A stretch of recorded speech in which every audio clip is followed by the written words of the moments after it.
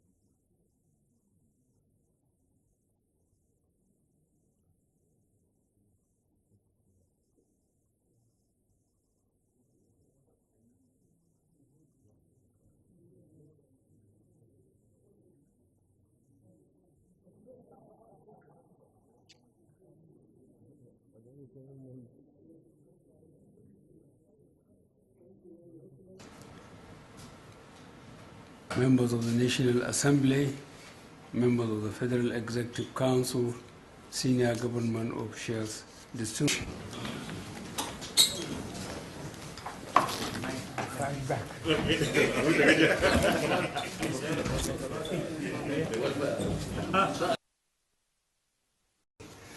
Particularly the Senate, President and Speaker of the House of Representatives, as well as all the distinguished senators and honorable members who passed the 2018 bill after 7 months.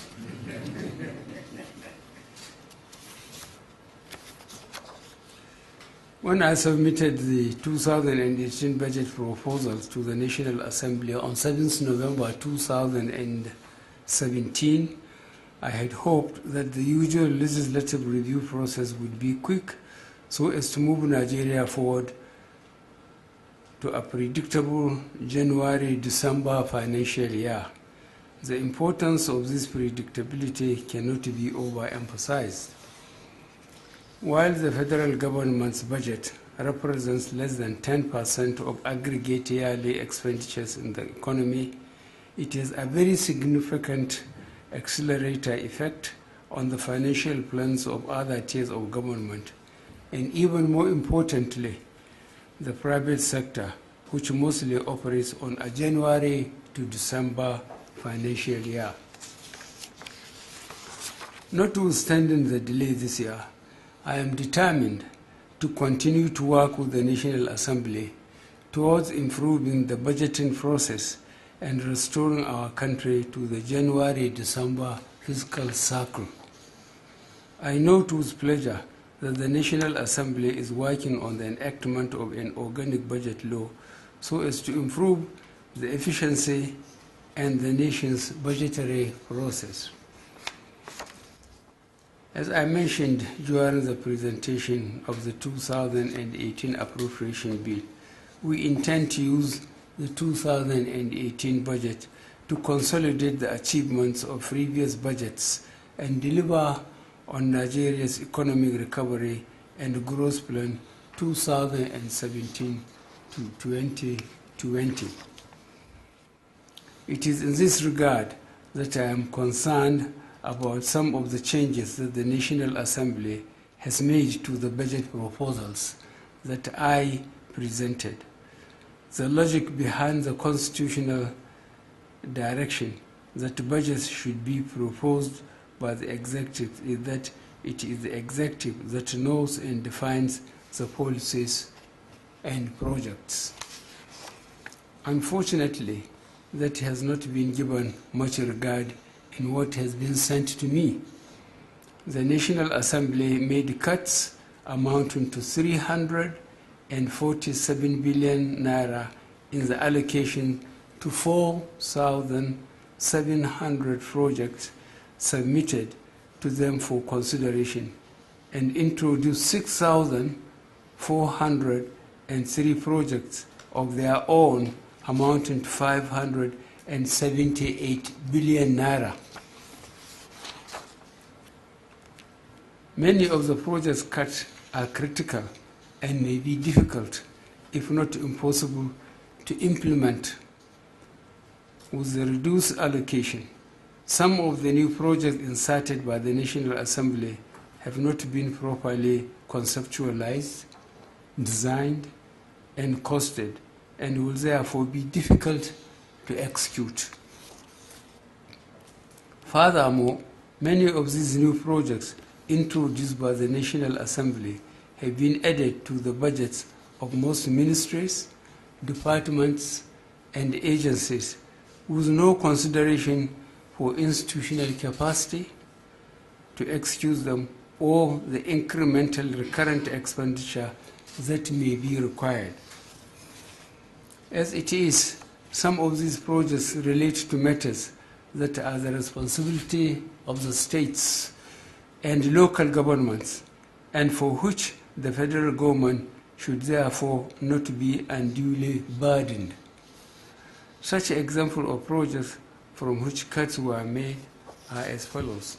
A, the provisions for some nationally, regionally strategic infrastructure projects, such as funding for the Mambila power plant, second Niger bridge ancillary roads, the east to west road, Boni Bodo road, Lagos Ibadan expressway, and Itape Ajakuta rail project were cut by an aggregate of 11.5 billion naira.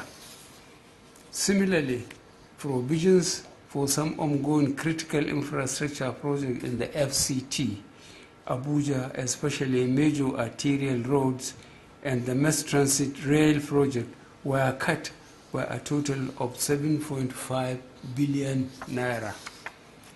The provision for rehabilitation and additional security measures for the United Nations building by the FCT Abuja was cut by 3.9 billion naira from 4 billion naira to 100 billion naira. This will make it impossible for the federal government of Nigeria to fulfill its commitment to the United Nations on this project. D, the provision for various strategic interventions in the health sector, such as the upgrade of some tertiary health institutions, transport and storage of vaccines through the cold chain supply system, provision of antiretroviral drugs for persons on treatment, establishment of chemotherapy centers, and procurement of dialysis consumables were cut by an aggregate amount of 7.45 billion naira.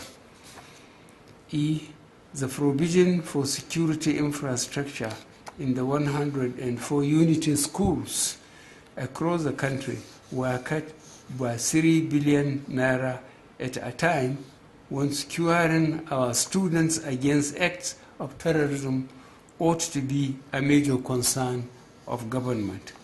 F, the provision for the federal government's national housing program was cut by 8.7 billion naira.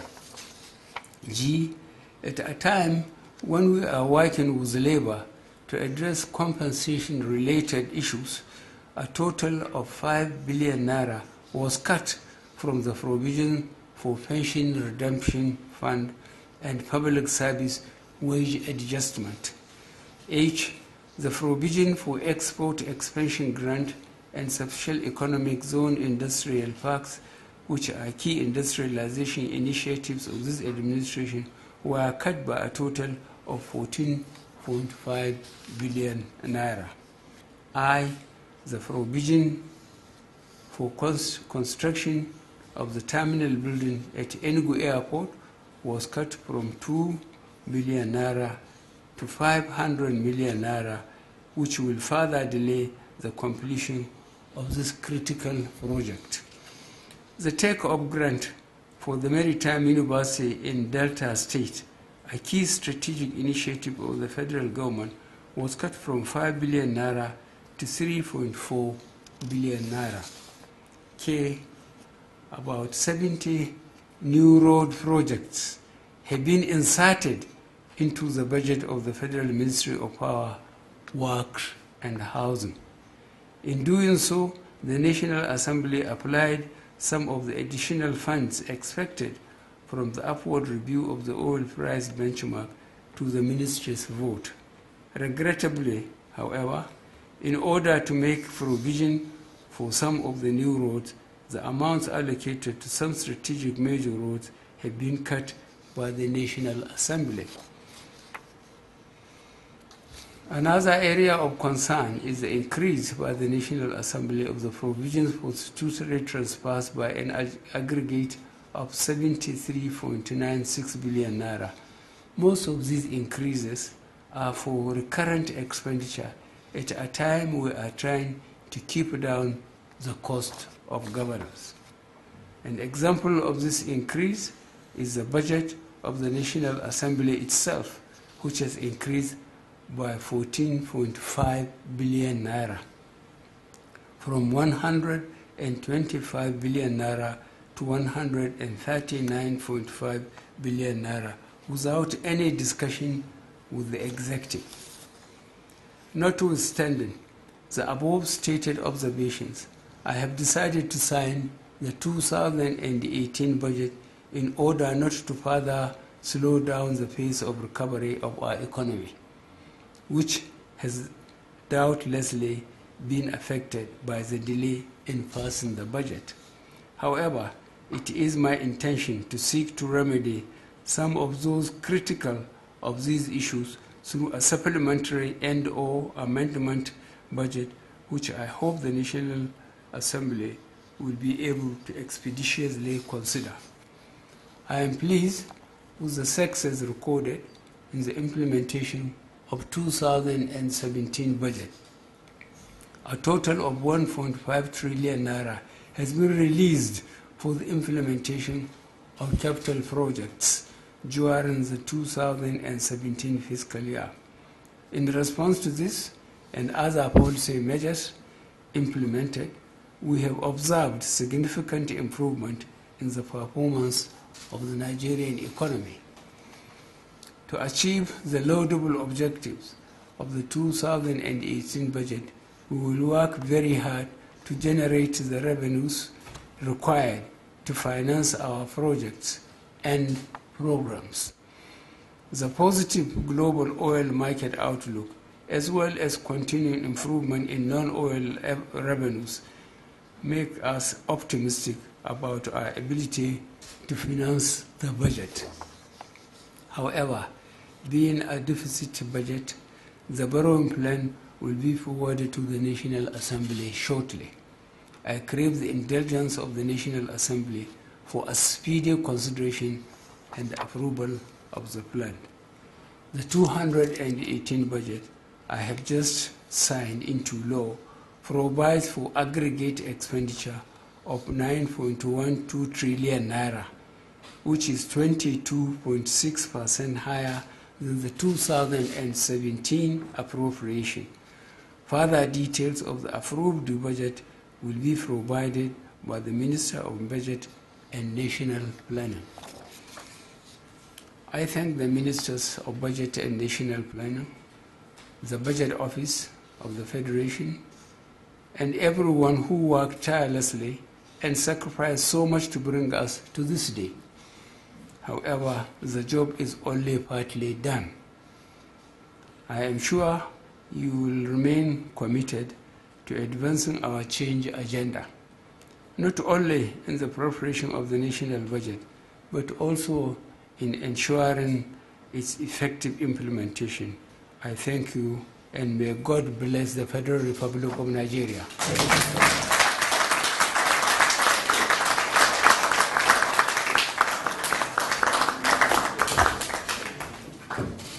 Thank you.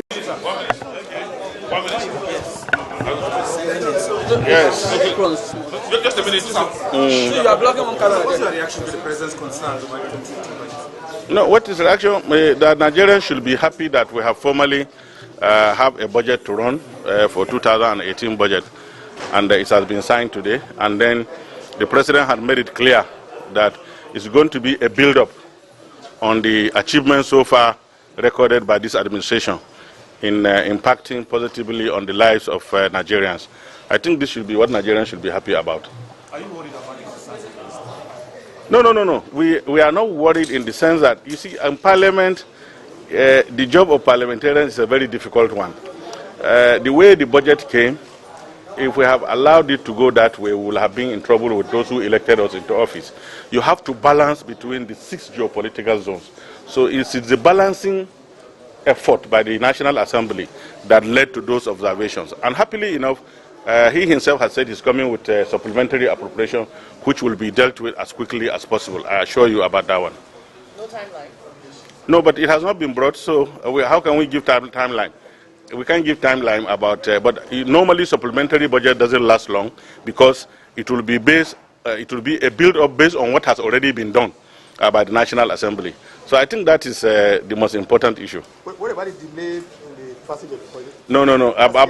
About the issue of delay, the president is right, but at the same time, if you remember, you were here when president had to order some MDS to appear before the National Assembly for the purpose of defending their budget. You see, it's a very delicate issue.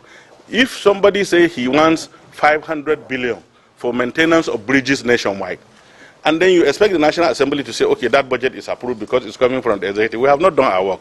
We will be interested in knowing which of the roads are you going to maintain, so that, again, we don't give another allocation in the next budget. Those observations are correct, but in the budgeting process, those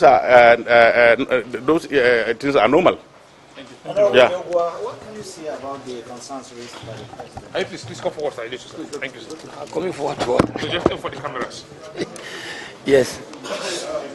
What is it? Raised a lot of concerns about some critical projects that were reduced. What can you say about that concern raised by the president? I think some of these major concerns Mr. President has raised are very critical. And I'm afraid if I should be in a position to really respond on behalf of the House. But for me, as an individual and as a member of the House of Representatives, I want to believe that the President is at liberty to raise some of these observations he has raised. But the most important thing you have to note is that the budget is at least now signed by the President. The budget is now law of the Federation, and we expect the executive arm of government to now implement the budget to the latter. Should the President now have other concerns to bring about maybe amendments or some other supplementary budgets for the National Assembly to consider, I think we will at the same time also be at liberty to look at the President's concerns and look at those things that he wants us to now review. And I want to believe the National Assembly is always in a position to work hand in hand with Mr. President. A lot of us in the National Assembly, in both the chambers, I want to assure you, have tremendous respect for Mr. President. We have also, we cherish his moral integrity as a leader, and I want to believe we will always play in tune to his expectations to make him be able to deliver on the dividend of democracy like he has promised, especially in this period that is an election period. Some of us that are in the APC, and even a lot of other members that are even in the opposition, are quite aware of the enormous responsibility on the shoulders of Mr. President. And this is the right time to cooperate with Mr. President and give him what he desires as the leader of the government and deliver on the people's expectation. We now must be sharing in spirit the moments of this auspicious occasion we have just finished. Sir, and you promised to sign this budget by January. This is June. We're entering into July. No, we didn't promise to sign. We are not supposed to sign. No, You said to sign. We cannot approve. We cannot also approve. Just ask me the right thing. We can only consider and pass. Okay, and based on the processes we face as an institution, certainly you wouldn't expect us to just rubber stamp a budget and just bring it back. We have to do the nitty-gritties of budget considerations. That is, it was not too long, my sister. We don't look at it as too long. Whatever is worth doing should be done very well. And we have done the right thing we think we should do to deliver on the expectation and the mandate bestowed on us by the people of our constituencies. We have no regret about that. We will accept it in good faith, and we will make sure we look at the supplementary and amendments he's trying to forward in good faith and in a manner that will benefit the entirety of Nigerian people. If you like the video, and you think it can help you, I invite you to give it a like, to share the video with your friends, and subscribe to my channel so you don't miss any videos.